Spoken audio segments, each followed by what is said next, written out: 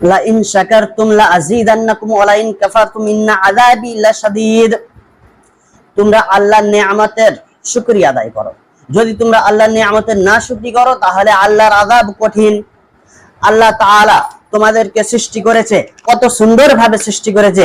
এই সৃষ্টিটার উপরে যদি তোমরা না শুকরি করো যে এই মানুষটা এরকম, এই মানুষটা এরকম, এইটা এরকম করলে ভালো হতো, এই মানুষটাকে এরকম আরেকটু করলে ভালো হতো, এই কারণেই এই যে আল্লাহর নিয়ামতের না শুকরিয়া আদায় হচ্ছে, এই নিয়ামতের না শুকরিয়া আদায় করার কারণেই আল্লাহর আযাব আসবে। আল্লাহর আযাব কঠিন, ভয়াবহ।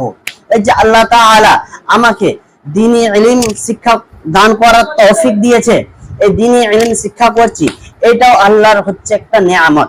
এই নিয়ামতের শুকরিয়া আদায় করতে হবে। যদি আমি না শুকরিয়া আদায় করি তাহলে আল্লাহর আযাব কঠিন।